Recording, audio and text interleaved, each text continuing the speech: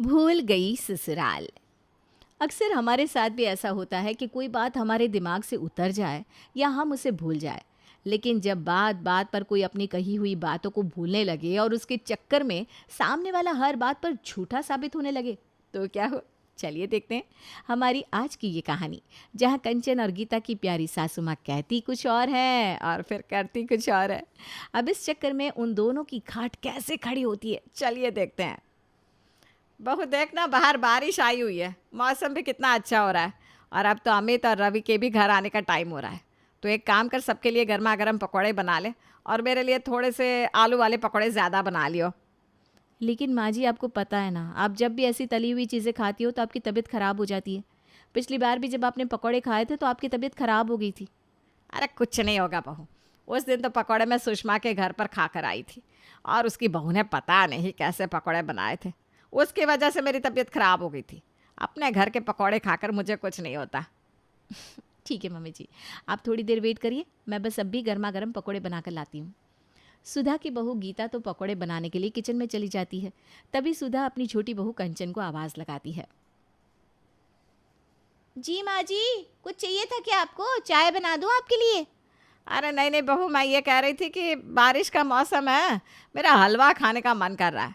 तो मेरे लिए थोड़ा सा सूजी और बेसन का हलवा ही बना दे। ठीक है मम्मी जी, आप बस थोड़ी देर बैठिए, मैं अब भी आपके लिए गर्मा गर्म हलवा बना कर लाती हूँ। कंचन भी अपनी सासू माँ के कहने पर किचन में हलवा बनाने के लिए चली जाती है। अरे दीदी, आप भी कुछ बना रही हो क्या? हाँ, बारिश आई हुई है ना, तो मम्मी जी का पकौड़े खाने का मन कर रहा था, तो बस पकौड़े बना रही हूँ। लेकिन तुम इस वक्त किचन में क्या बनाने आई हो? मैं भी मम्मी जी के लिए हलवा बनाने आई हूँ। उनका मन कर रहा था बेसन और सूजी का हलवा खाने का। अच्छा, तुम हलवा बना रही हो ना, तो मेरे लिए थोड़ा सा ज़्यादा बना लेना। आज ना मेरा मीठा खाने का बहुत मन कर रहा है। दोनों जल्दी से पकौड़े और हलवा बनाकर तैयार करती हैं। दोनों प्लेट में चाय के साथ हलवा और पकौड़े सर्व करके अपनी सासू माँ के लिए लेकर जाती हैं। ये लीजिए मम्मी जी, गर्मा गर्म सूजी और बेसन का हलवा। और ये रहे आपके लिए गर्मा गर्म चाय और पकौड़े। जल्दी से खाकर बताइए कैसे बने। हलवा, चाय, पकौड़े, क्या है ये सब? क्या मतलब मम्मी जी, हम कुछ समझे नहीं। अरे क्या चल रहा है यहाँ पर? चाय पकौड़े की पार्टी हो रही है क्या? अरे कैसी पार्टी, मुझे तो समझ में ही नहीं आ रहा। ये मेरे लिए पकौड़े, चाय, हलवा बनाकर क्यों लेकर आई? अरे मम्मी जी, ये आप कैसा मजाक कर रही हो? अभी आप ही ने तो बोला कि आपका हलवा खाने का मन कर रहा है। और दीदी को भी तो आप ही ने चाय पकौड़े बनाने के लिए बोला था। मजाक? मैं नहीं, तुम दोनों मजाक कर रही हो मेरे साथ। तुम दोनों को अच्छी तरह पता है मुझे बीपी की शिकायत रहती है। उसके बाद भी तुम दोनों मेरे लिए ये इतना घी तेल वाला खाना बना कर ले आई। अरे मारना चाहती हो क्या मुझे ये सब खिलाकर? अरे ये सब तुम दोनों ने क्या बनाया है मम्मी के लिए? माना कि बाहर बारिश हो रही है और तुम दोनों का ये सब खाने का मन कर रहा होगा, लेकिन तुम्हें पता है ना मम्मी ये सब नहीं खा सकती। फिर क्यों दे रही हो ये सब खाने के लिए? अरे क्या आप भी हमें सुना रहे हो? मैं और कंचन तो आराम से अपने अपने कमरे में सीरियल देख रहे थे। ये तो मम्मी जी ने हमें बुलाकर ये सब बनाने के लिए कहा, और अब आपके आते ही पलट गई। पलट गई का क्या मतलब है? तो क्या कहना चाहती है कि मैं यहाँ पर झूठ बोल रही हूँ? अच्छी तरह मैं जानती हूँ तुम दोनों को। तुम दोनों मुझे मारना चाहती हो ना, लेकिन तुम दोनों के इरादों को कामयाब नहीं होने दूंगी मैं। इतनी जल्दी मरने वाली नहीं हूं मैं। अरे मम्मी जी, ये सब आप क्या बोल रही हैं? भला हम दोनों ऐसा क्यों चाहेंगे? और आप ही ने तो बोला था हमें ये सब बनाने के लिए। बस बहुत हो गया गीता। अगर मम्मी कह रही है कि उन्होंने ऐसा नहीं बोला तो क्यों उनसे बहस कर रही हो? ले जाओ ये सारा खाना यहाँ से, और फिर मत बनाना मम्मी के लिए ऐसा कुछ भी। अरे लेकिन, बोला ना लेकर जाओ। गीता और कंचन सारा खाना पीना लेकर वहाँ से किचन में चली जाती हैं। लेकिन अपनी सासू माँ की इस हरकत से उनका मुंह गुब्बारे की तरह फूल जाता है। देखा ना दीदी आपने मम्मी जी को, कैसे बात बात पर हमें डांट पड़वाने का बहाना ढूंढती रहती हैं। पहले इतना कुछ हमसे ये बनवाया, और जब हमने बना दिया तो जेठ जी के सामने हमें ही झूठा बना दिया। खामखा जेठ जी से इतनी डांट पड़वा दी हमें। अब अगली बार मम्मी जी कुछ भी बनाने के लिए बोलेगी ना, तो मैं तो साफ मना कर दूंगी, और ज़्यादा जिद करेगी तो उनकी बात रिकॉर्ड कर लूंगी। अभी तो बस ये शुरुआत थी, लेकिन आगे आगे दोनों बहुओं के साथ क्या क्या होने वाला था, इसकी तो दोनों को भनक भी नहीं थी। कुछ दिन बाद, बहू कुछ दिन से ना मेरा जीजी से मिलने का बहुत मन कर रहा है। सोच रही हूँ कुछ दिन के लिए उनके घर रुकने चली जाऊँ। अगर ऐसी बात है तो आप मौसी जी से मिलने चली जाइए मम्मी जी। सिर्फ मिलने नहीं बहू, इस बार तो मैं जीजी के घर कुछ दिन रुक कर ही आऊँगी। तो एक काम कर, एक बैग में मेरे कपड़े पैक कर दे और मेरे लिए एक कैब बुक कर दे। इस बार मैं कैब से ही जीजी के घर चली जाऊंगी। अरे माँ जी, आपको मौसी जी के घर कैब से जाने की क्या ज़रूरत है? कल रवि जी की छुट्टी है तो वही आपको मौसी जी के घर छोड़ाएंगे। हाँ मम्मी जी, कल रवि छोड़ आएगा आपको। और वैसे भी अभी तो शाम होने वाली है, इस टाइम मौसी जी के घर पर जाना ठीक नहीं रहेगा। अब तुम दोनों मुझे सही और गलत सिखाओगी क्या? हाँ, आई दोनों बड़ी अपनी सासू माँ को ज्ञान देने। दोनों को जितना कहा है ना उतना ही दिमाग चलाओ। जाओ दोनों, जल्दी से मेरा बैग पैक करो। ठीक है मम्मी जी। गीता और कंचन मिलकर जल्दी से अपनी सासू माँ का बैग पैक कर देते हैं। हो गया मम्मी जी आपका बैग पैक। और मैंने आपके लिए कैब भी बुक कर दी है, बस अभी आती होगी। अरे ये लो, कैब वाले भैया का ही फ़ोन है। हेलो, हाँ हाँ भैया, वहाँ से सीधे आ जाओ। इतनी देर में कैब उनके घर के बाहर पहुँचती है और तभी दोनों भाई भी ऑफिस से घर आ जाते हैं। अरे बाहर ये कैब किसके लिए बुलाई है तुम लोगों ने? मम्मी जी ने बोला कि उनको मौसी जी के घर जाने का मन कर रहा है तो उनके लिए बुलाई है। अरे भाभी, लेकिन मम्मी को मौसी जी के घर भी जाना था तो मैं कल छोड़ कर आ जाता, कैब में जाने की क्या ज़रूरत है? अरे मम्मी, कल चली जाना मौसी जी के घर, मैं छोड़ आऊँगा। अभी कैब में मत जाओ, वैसे भी शाम हो रही है। अरे लेकिन मैं तो कहीं पर जा ही नहीं रही बेटा। क्या? लेकिन मम्मी जी, अभी तो आपने बोला कि आपको मौसी जी के घर जाना है और हमने भी कहा कि इतनी शाम को मत जाओ, कल रवि जी की छुट्टी है, वो आपको छोड़कर आएंगे। बिल्कुल। क्या?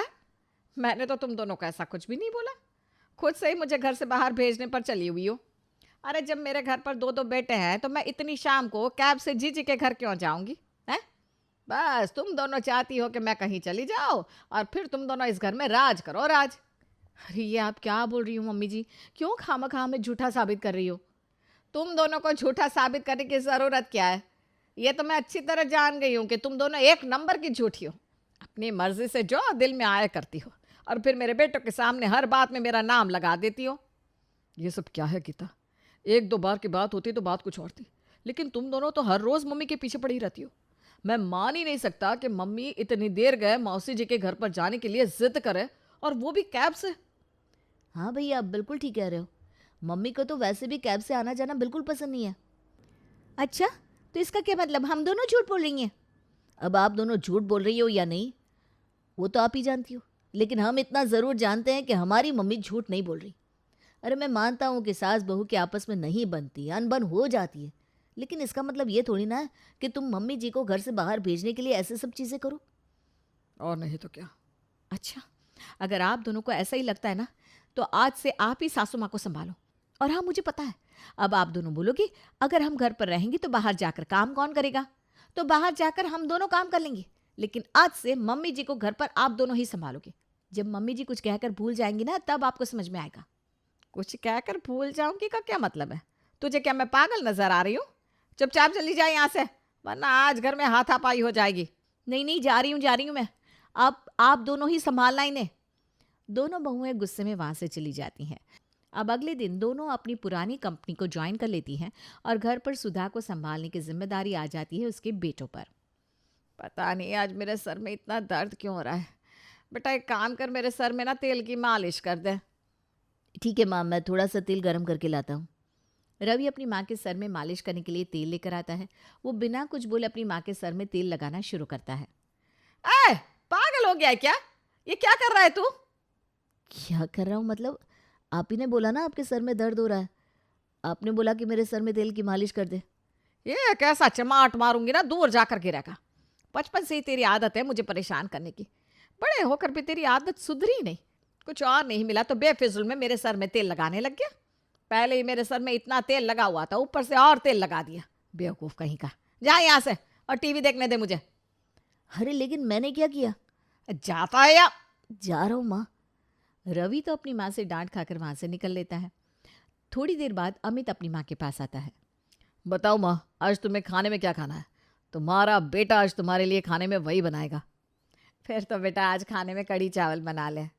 कढ़ी चावल? अच्छा ठीक है, आज मैं तुम्हारे लिए बढ़िया सा कढ़ी चावल बनाता हूँ। रवि ने सबके लिए दोपहर में लंच बनाया था, तो अब अमित सबके लिए डिनर में बढ़िया सा कढ़ी चावल बनाता है। जब तक कढ़ी चावल बनकर तैयार होते हैं, तब तक कंचन और गीता भी अपने ऑफिस से आ जाती हैं। अरे वाह, खुशबू तो बहुत अच्छी आ रही है। क्या बनाया है आपने? आज माँ की फरमाइश थी कि मैं उनके लिए कढ़ी चावल बनाऊं, तो बस वही बना दिया सबके लिए। अरे ये क्या बना कर रख दिया तूने? मैंने तो तुझे लौकी की सब्जी बनाने के लिए बोला था। तेरा खुद का कढ़ी चावल खाने का मन कर रहा था, इसलिए वो बनाकर मेरा नाम लगा रहा है कि मेरा मन कर रहा था। वरना मुझे ये कढ़ी पकौड़ा हजम कहाँ होता है। अरे माँ, लेकिन मुझे ये बनाने के लिए तुमने ही तो बोला था, और मैं झूठ क्यों बोलूँगा? अगर मेरा कढ़ी चावल खाने का मन करेगा तो मुझे उसमें तुम्हारा नाम लगाने की क्या ज़रूरत है? अच्छा, तो तेरे कहने का क्या मतलब है कि मैं झूठ बोल रही हूँ? लगता है मार खाएगा तू मेरे हाथ से। अपनी माँ को झूठा बोल रहा है। अरे माँ, लेकिन कोई बात नहीं मम्मी जी, अगर आपका लौकी की सब्ज़ी खाने का मन कर रहा है तो मैं आपके लिए वही बना देती हूँ। अरे मैं भला लौकी की सब्जी क्यों खाने लगी? जब मेरे बेटे ने मेरे लिए कढ़ी चावल बनाया है तो मैं वही खाऊंगी ना। तू तो कभी चाहती नहीं कि मैं कुछ अच्छा खाऊं। ये सब क्या हो रहा है भैया? अब समझ में आ रहा है देवर जी हम क्या कह रहे थे? लगता है मम्मी मजाक कर रही थी, वरना 1 मिनट में कोई बात भूल कर दोबारा कैसे याद कर सकता है?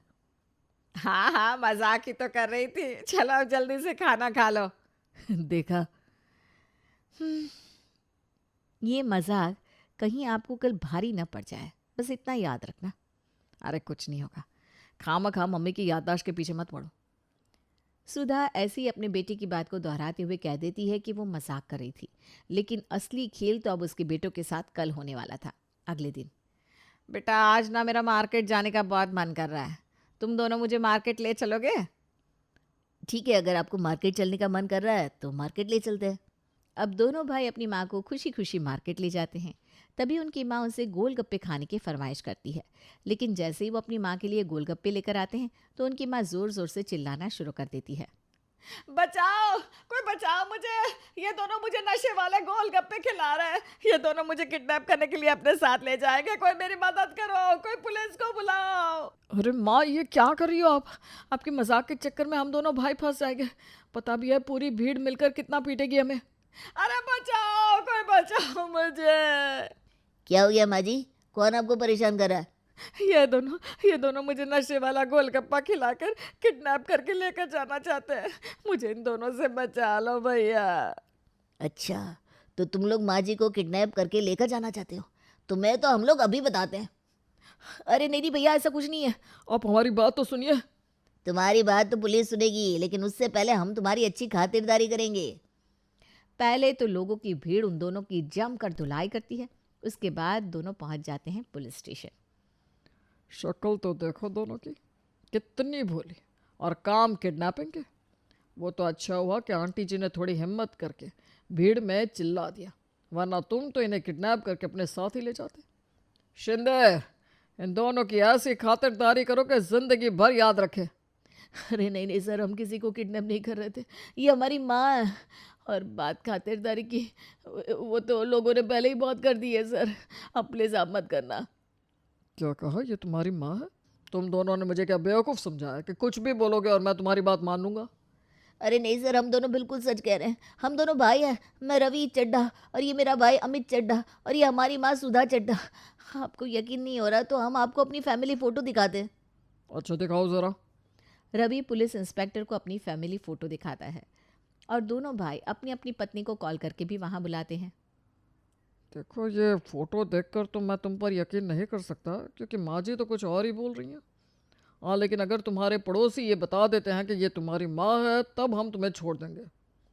पुलिस इंस्पेक्टर का इतना कहते ही सुधा चलते हुए वहाँ पर आती है। अरे हम सब यहाँ पर क्या कर रहे हैं बेटा? तुम दोनों तो मुझे बाजार में गोलगप्पे खिलाने लेकर जाने वाले थे ना, तो हम यहाँ पर कैसे आ गए? यहाँ गोलगप्पे की कोई नई तरह की दुकान खुली है क्या? ये क्या था? अरे अभी तो आपने बोला कि ये दोनों आपको नशे वाले गोलगप्पे खिलाकर किडनैप कर रहे थे। अरे ये दोनों मुझे क्यों किडनैप करेंगे? ये तो मेरे ही बेटे हैं और ये दोनों मेरी बहू हैं। अरे चलो ना, तुम सब यहाँ पर क्यों बैठे हुए हो? घर जाकर रात का खाना नहीं बनाना क्या? लगता है कुछ ठीक नहीं है। आप दोनों इन्हें लेकर जाओ और बाकी आप दोनों यहाँ पर रुको, मुझे आपसे कुछ बात करनी है। गीता और कंचन सुधा को लेकर वहाँ से चली जाती हैं, लेकिन पुलिस इंस्पेक्टर दोनों भाइयों को वहीं पर रोककर कहते हैं, देखिए, ये हमारे लिए कोई पहला केस नहीं है, लेकिन ऐसा केस पहली बार ही है वैसे तो। मतलब आपकी बात समझ में नहीं आई इंस्पेक्टर साहब?